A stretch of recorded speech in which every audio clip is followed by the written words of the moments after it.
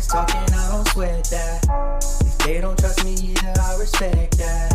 But she need down the ride, oh I bet that. Ooh, I slide for my people, don't forget that. Don't forget that, don't forget that. Ooh, I slide for my people, don't forget that. Don't forget that, don't forget that. Ooh, I slide for my people, don't forget that.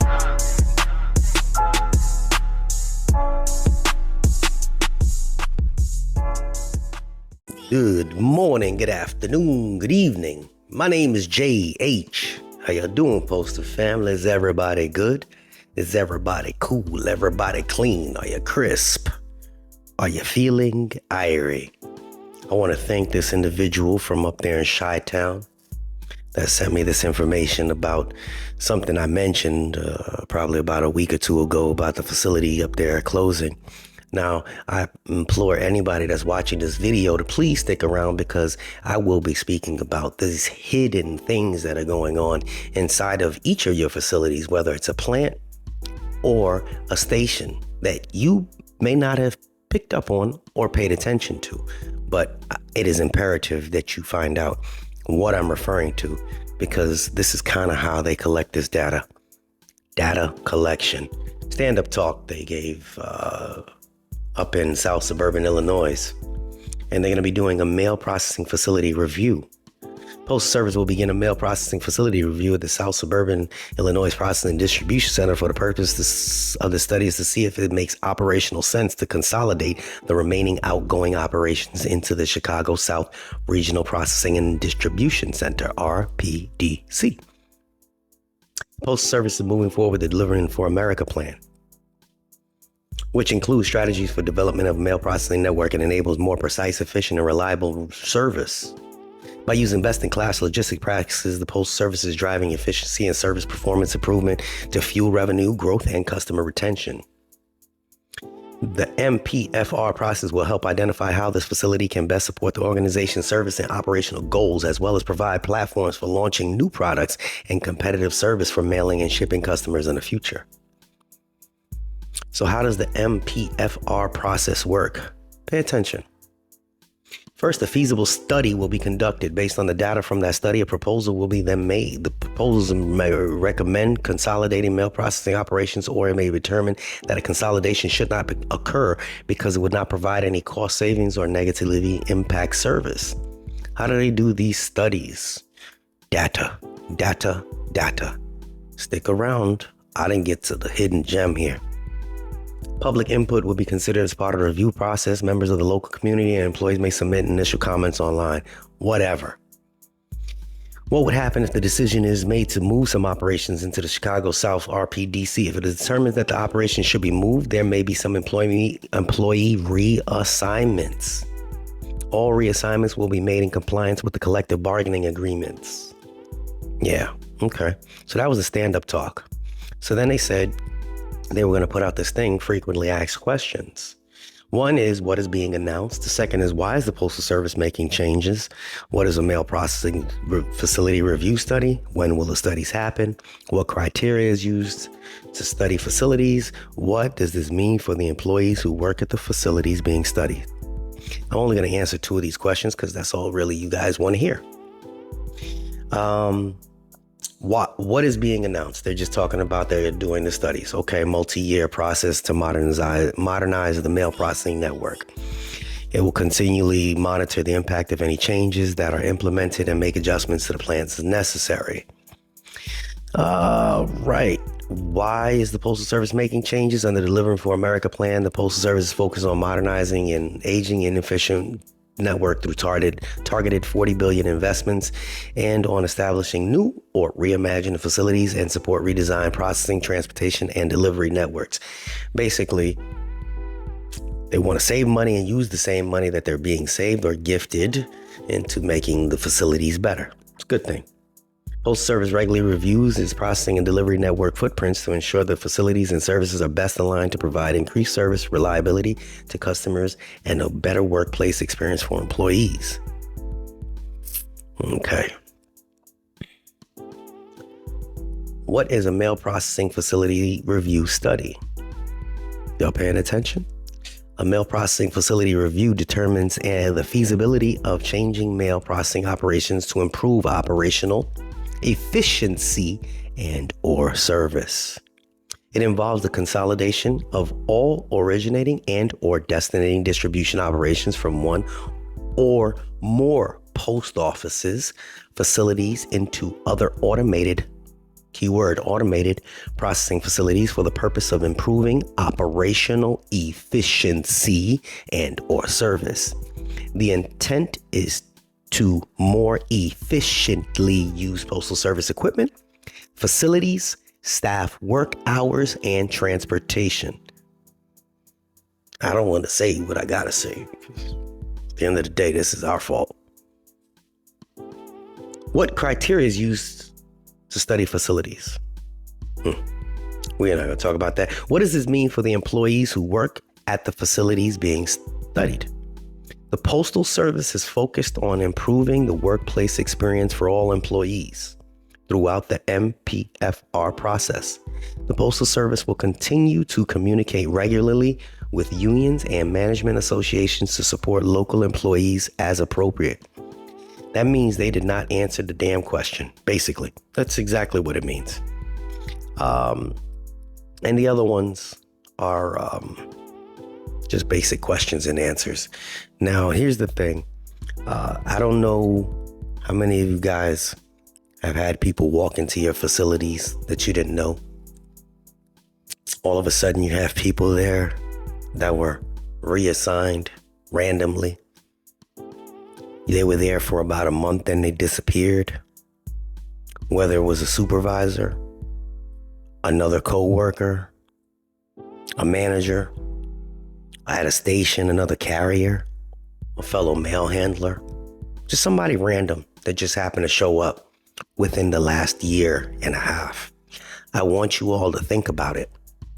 They were there randomly and then they disappeared, or they were transfers and then they disappeared.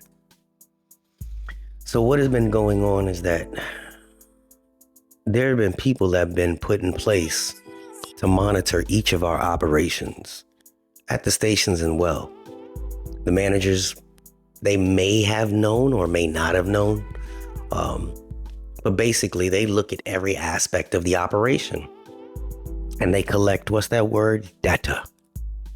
They're seeing how many manpower hours are being used for supervisors, 204Bs, managers.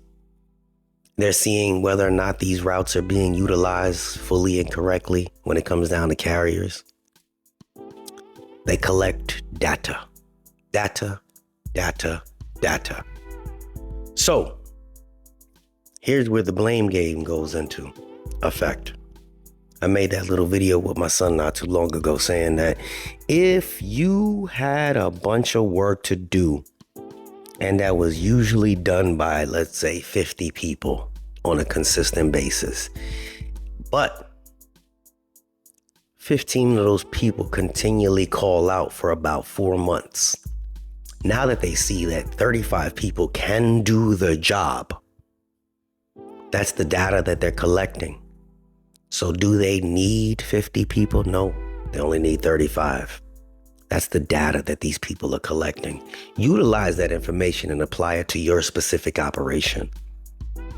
Whether it be the processing clerks, whether it be the carriers, whether it be the truck drivers, because I see it happening today. I see routes being abolished with the carriers. Go ahead, tell me I'm lying.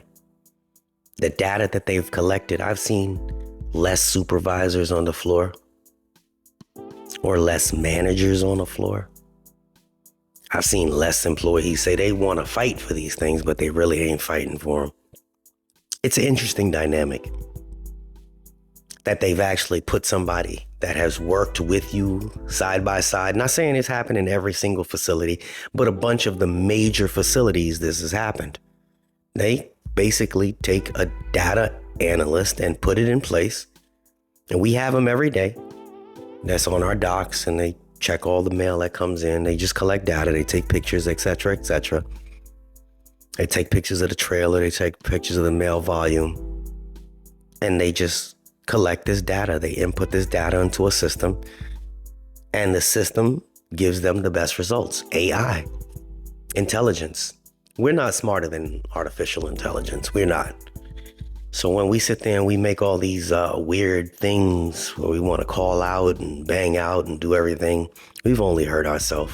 When we chose not to scan the mail as truck drivers, I hated it, but had to do it because it didn't show that we were moving any mail. When we skip steps that they say were required, see what happened to the rural carriers? Everything is about data. Now here's another thing. Here's another shocking thing. Processing clerks. This goes back to the APWU union and mail handlers. I want you guys to think about this for a second. Remember when I said that processing clerks were going to be losing some of the positions? But what ended up happening is that the processing clerks, the union didn't come to any agreement with management. So they said that they were going to be putting in some new machines, and apparently our union did not agree for our people as APWU members to take on the new machines. But the mail handlers union accepted. They accepted the work. So we actually lost work to our own people. Did that make sense to anybody? Mail handlers picked up work that typically processing clerks would do because APWU could not come to a full agreement about the work or the workload. So remember I told you guys about bundle sorters, and they use mail handlers as well as processing clerks to do it.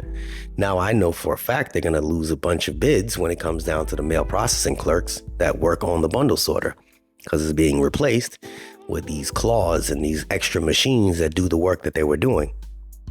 Now, because of that, they still needed some people to work those machines.